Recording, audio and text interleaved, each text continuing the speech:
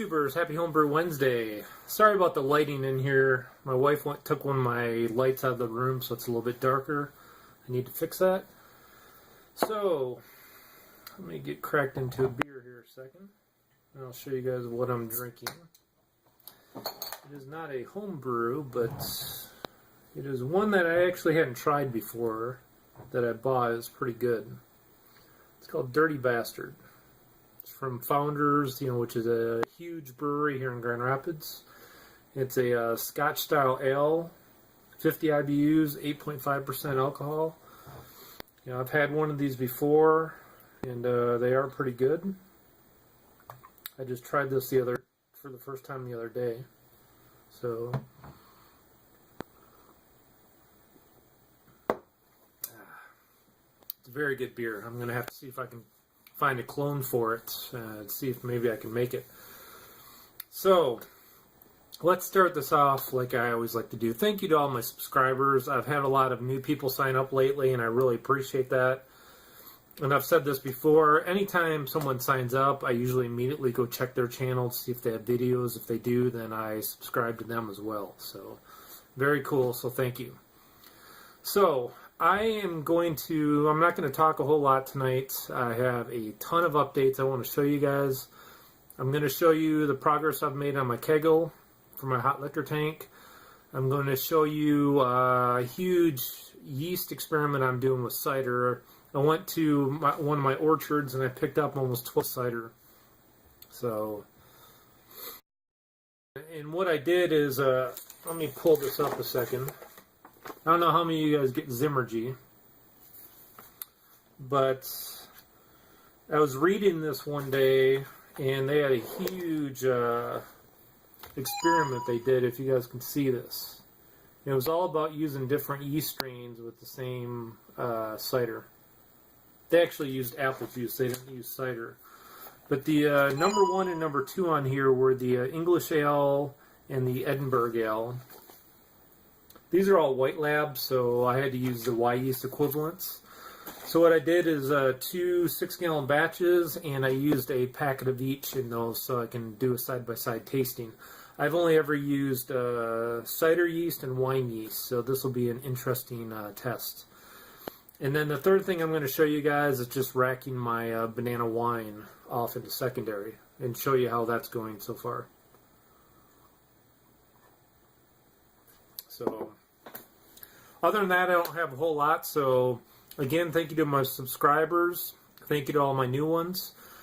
I hope you guys have a good Happy Homebrew Wednesday. Please enjoy the footage I did of everything.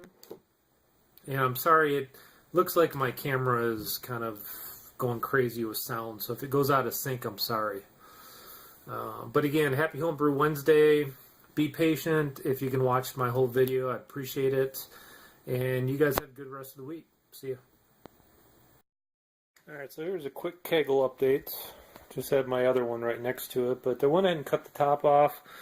I still got some cleaning up to do here. These aren't all that sharp anymore because I did grind them down. I just want to see if I can clean it up and make it a little neater. And then I went ahead and drilled 2 1-inch holes in here that I'm going to have TIG welded. So I'm just kind of test fitting them now. But ultimately those will be TIG welded in. So that's kind of what it looks like right now from the front. I just have them propped up there just so they're not putting too much stress on the hole. But then inside I just kind of have the dip tube in there right now, just test fitting everything.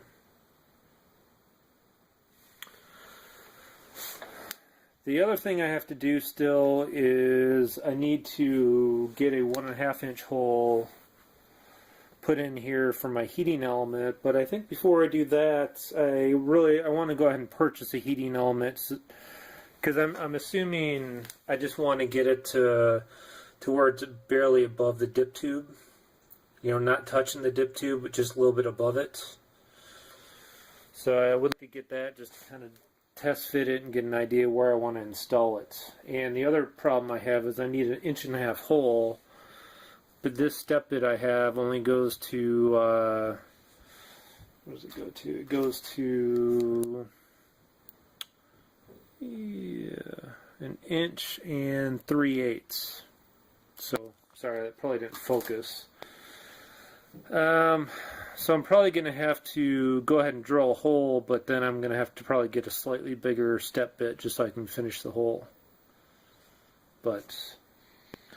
So I just wanted to give you a quick Keggle update. I have been working on it, and I still need to get a hold of my contact for the TIG welding, just to get an idea when I can get that done, but I definitely made some progress on it. Okay, I just got back from the orchard, and I just picked up about 11 gallons, maybe even closer to 12 gallons of fresh pressed apple cider.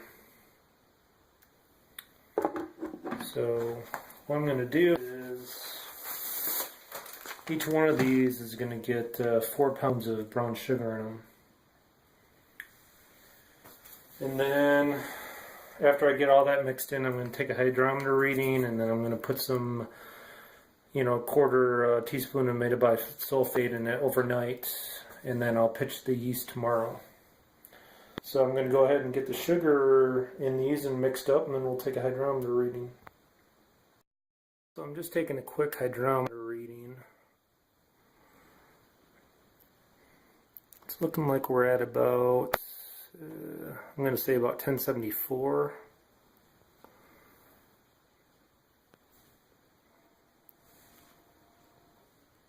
Yeah, I think we're at a 1074, maybe 1076. I'll double check that.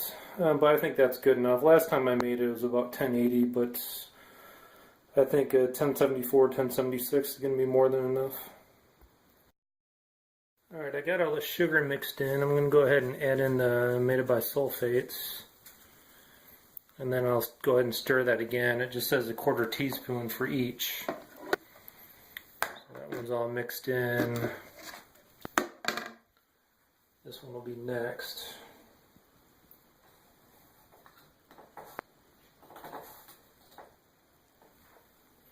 Go ahead and put some in here too.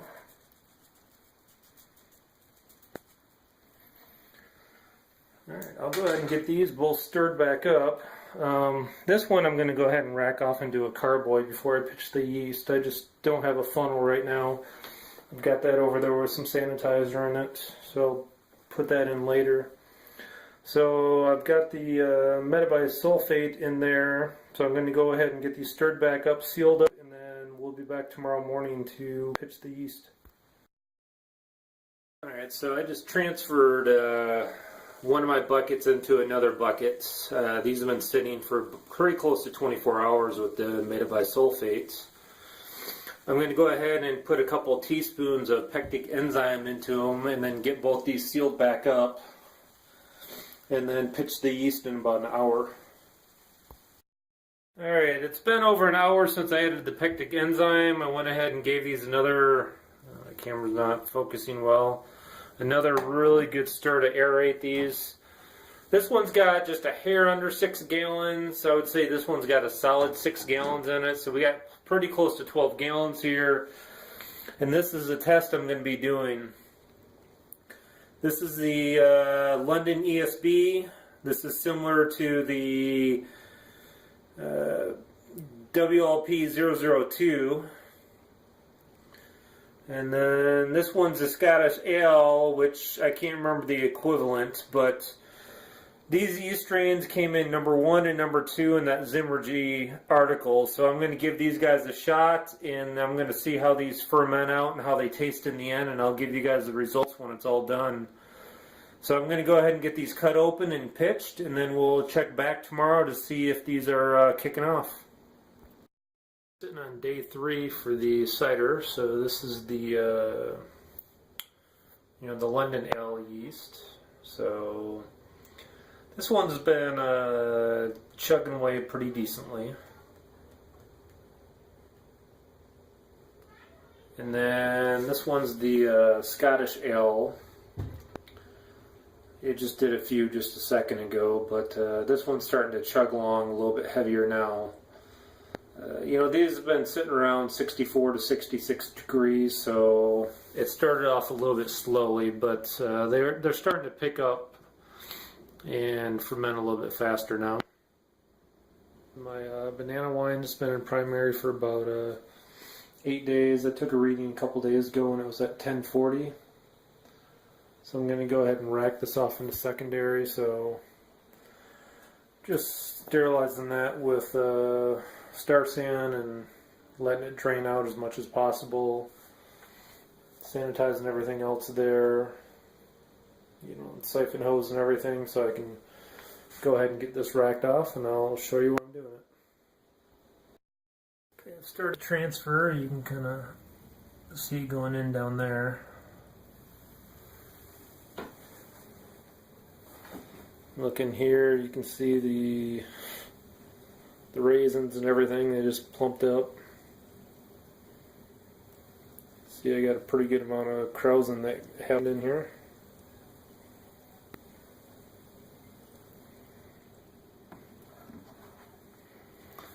See, it's still kind of pretty cloudy, but it will definitely clear up over time. I'm not going to bore you with filling this up. I'll show you when it's finished. The Star San Foam Snake. Gotta love it.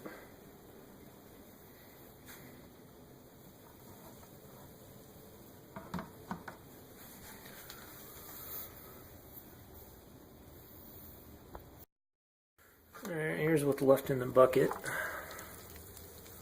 Very nice, huh? And then here's what this looks like right now.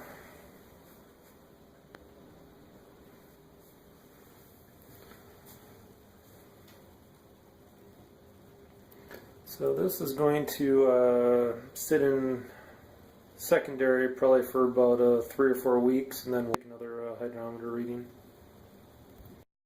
Quick look at the banana wine.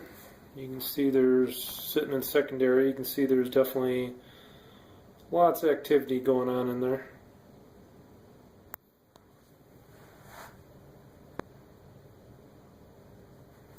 Let's see if we can get out of the light a little bit more. See, it's definitely a lot of activity in there still. Not releasing tons of CO2, but there's lots of activity in there.